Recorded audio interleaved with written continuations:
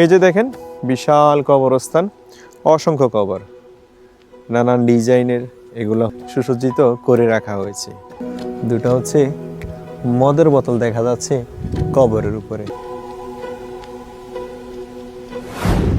আমাদের দেশে একজন মানুষ মৃত্যুবরণ করলে তার দাফন কাফনে কত খরচ হয়?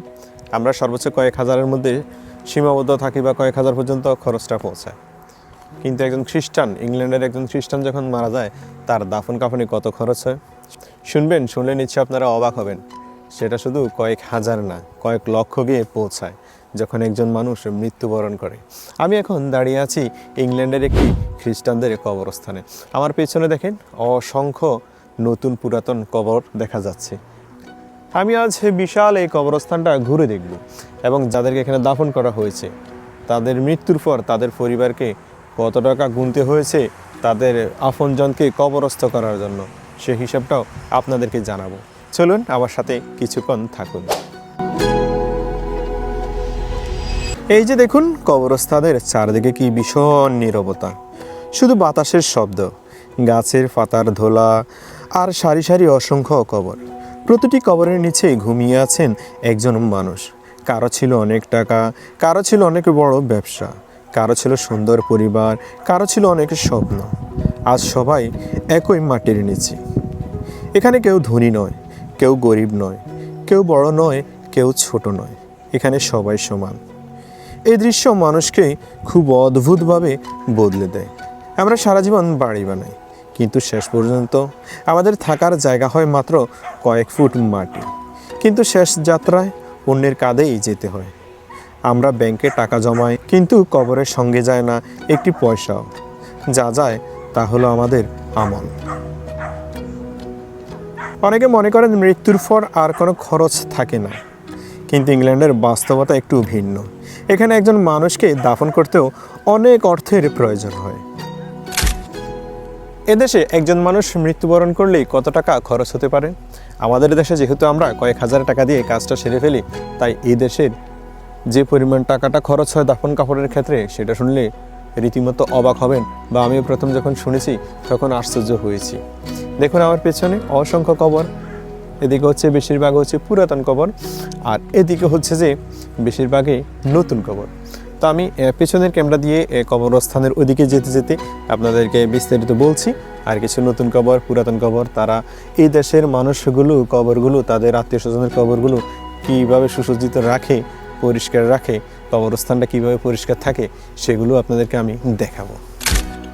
সাধারণত একজন মানুষ যখন মৃত্যুবরণ করে তখন এই দেশের একজন মৃত্যু ব্যক্তির আত্মীয় স্বজনকে কয়েক হাজার পাউন্ড গুনতে হয়। প্রায় যে সংখ্যাটা দাঁড়ায় 5 থেকে 8 হাজার পাউন্ডের মতো, বাংলাদেশি টাকায় 10 লক্ষের উপরে। এই যে দেখুন এই কবরগুলো, এখানে অসংখ্য কবর।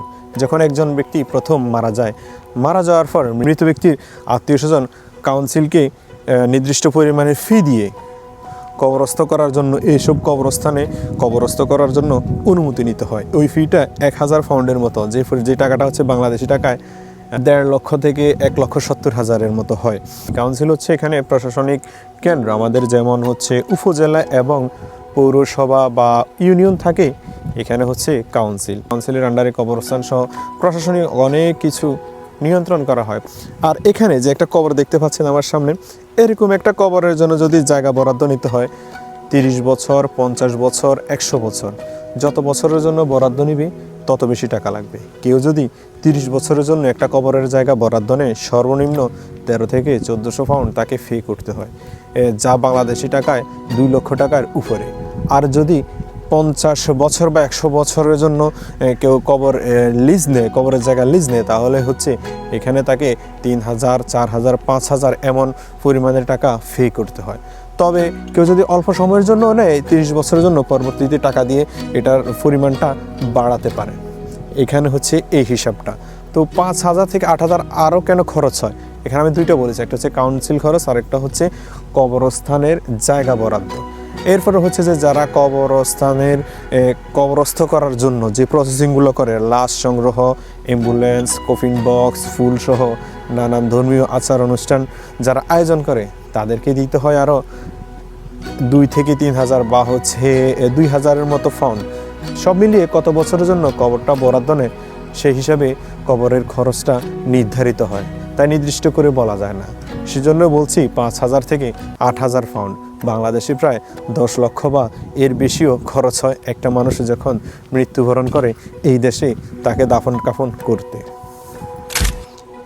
এখন যদি জিজ্ঞেস করেন মুসলমানদের ক্ষেত্রে কেমন খরচ হয়, খ্রিস্টানদের যেমন 4-5 হাজার পাউন্ডের মতো খরচ হয়, মুসলমানদের ক্ষেত্রেও প্রায় কাছাকাছি। এক্ষেত্রে হচ্ছে যে মুসলমানদের মসজিদ কেন্দ্রে কিছু ফ্রি সেবা থাকে দাফন কাফনের ক্ষেত্রে, তাই কিছু টাকা কম খরচ যায়। কিন্তু কাউন্সিলের যে খরচটা, কবর বরাদ্দ নেওয়ার যে খরচটা, আনুষঙ্গিক এসব বিষয় কিন্তু মাথায় রাখতে হয় মোটামুটি। তারপরও বড় অঙ্কের একটা টাকা খরচ করতে হয় এখানে একজন মানুষকে কবরস্থ করতে হলে। আমি তো কবর সম্পর্কে অনেকগুলো কবরস্থানের বা কবরস্থ করার যে প্রক্রিয়াগুলো অনেকগুলো বিষয় আপনাদের সামনে উপস্থাপন করেছি। চলুন কিছু কবরকে খুব কাছে থেকে দেখি এবং আপনাদেরকে একটু দেখাই। এই যে দেখুন কবর, মূল্যবান পাথর দিয়ে এবং টাইলস দিয়ে এগুলোকে সুসজ্জিত করে রাখা হয়েছে। আরেকটি কবর দেখুন, সম্ভবত নতুন।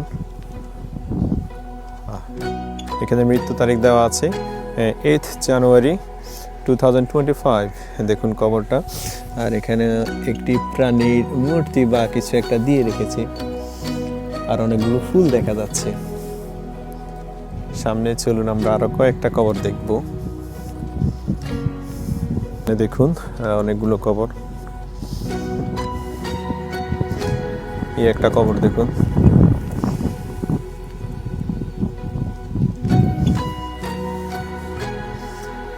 আরেকটা বিষয়, আমরা হচ্ছে মুসলমানেরা মাথা উত্তর দিকে দিই যখন হচ্ছে কবরস্থ করি, আর এই দেশে যেটা দেখছি এক জায়গায় একদিকে মাথা দেওয়া, তাই সঠিকভাবে বলতে পারি না এদের কবরস্থ করার সময় মানুষের মাথা কোন দিকে দেয়। এখানে একটু কবর দেখুন, একটু বাচ্চার ছবি দেওয়া, সম্ভবত অল্প বয়সে মারা গিয়েছে। আর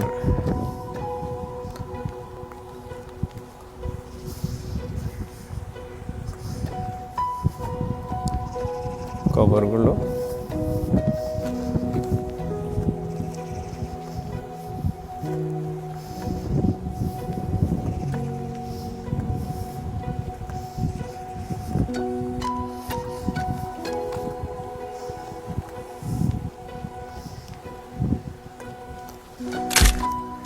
এই যে দেখেন বিশাল কবরস্থান, কত যে মানুষ শায়িত আছে এখানে।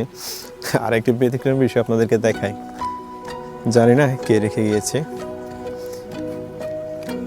দুটো হচ্ছে মদের বোতল দেখা যাচ্ছে কবরের উপরে। এই ব্যক্তি মৃত্যুবরণ করেছে 2022 সালে, তার কবরের উপরে দুটো মদের বোতল দেওয়া।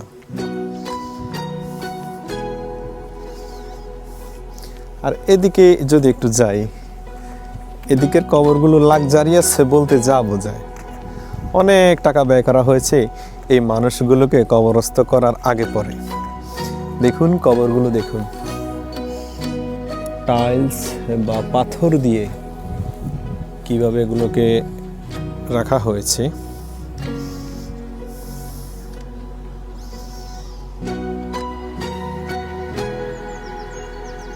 আর দুজন মানুষের কবর এখানে।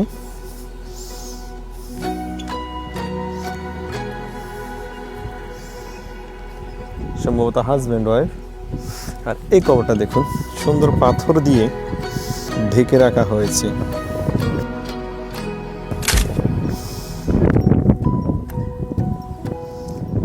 এখানে সবগুলো কবর হচ্ছে লাক্সারিয়াস বলতে যা বোঝে। অনেক টাকা ব্যয় করা হয়েছে মানুষগুলোকে কবর দেওয়ার আগে পরে।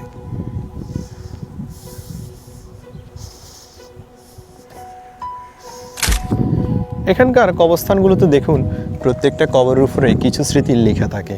বিশেষ করে সন্তানেরা বা কেউ যদি মারা যায় তার জীবন সঙ্গী বা সঙ্গিনী তার সম্পর্কে কিছু স্মৃতি লিখে রাখে। দেখুন শুধু মৃত্যু বা জন্ম তারিখ নয়, আরও অনেকগুলো লেখা এখানে প্রায় প্রত্যেকটা কবরের উপরেই লেখা আছে। দেখুন সব কিছুই এখানে লেখা আছে। দেখুন এই যে কবরগুলো দেখেন, এই কবরগুলোর দিকে তাকালে মনে হয় এখানে হয়তো একজন বাবা শুয়ে আছে। যিনি সন্তানের জন্য সারা জীবন কষ্ট করেছেন। হয়তো একজন মা যিনি নিজের সব সুখ বিসর্জন দিয়েছেন। হয়তো কোনো তরুণ যার জীবনের শুরুই হয়েছিল শেষ হওয়ার আগেই। হয়তো কোনো শিশু যে পৃথিবীটাকেই ভালো করে চিনতে পারেনি। মৃত্যু বয়স দেখে আসে না, ধনী গরিব দেখে আসে না, দেশ দেখে আসে না, ভাষা দেখে আসে না। মৃত্যু শুধু বলেই এবার চল। আজ আমরা যারা এই ভিডিও দেখছি, আমাদের নামও একদিন কোনো না কোনো কবরের ফলকে লেখা থাকবে। হয়তো কেউ আমাদের জন্য কাঁদবে, হয়তো কয়েক বছর পর খুব কম মানুষই মনে রাখবে। কিন্তু একজন আছেন যিনি সব জানেন, আমাদের প্রতিটি কাজ, প্রতিটি কথা, প্রতিটি নিয়ম।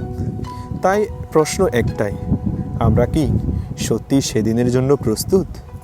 আজকের এই ভিডিওর উদ্দেশ্য কাউকে ভয় দেখানো নয়, বরং মনে করিয়ে দেওয়া জীবন খুব ছোট। ভালোবাসুন আপনার পরিবারকে, ক্ষমা করে দিন মানুষকে, আর যতদিন সুযোগ আছে ভালো কাজ করে যান। কারণ একদিন আমাদের সবার শেষ ঠিকানা নীরব মাটি। যদি এই ভিডিওটি আপনাকে এক মুহূর্তের জন্য ভাবিয়ে তোলে, তাহলে সেটাই হবে এই ভিডিওর সবচেয়ে বড় সাফল্য। ভিডিওটি ভালো লাগলে লাইক কমেন্ট করবেন, আপনার অনুভূতি কমেন্টে লিখবেন। আমার আজকের ভিডিওটা এখানে শেষ করছি। আসলে কবরস্থানের পাশ দিয়ে যাচ্ছিলাম, তাই ভাবছিলাম একটা ভিডিও বানাই। আজকে আমার ছুটির দিন, তারই প্রেক্ষিতে এই ভিডিওটা বানানো। ভালো থাকবেন সবাই, আল্লাহ হাফেজ।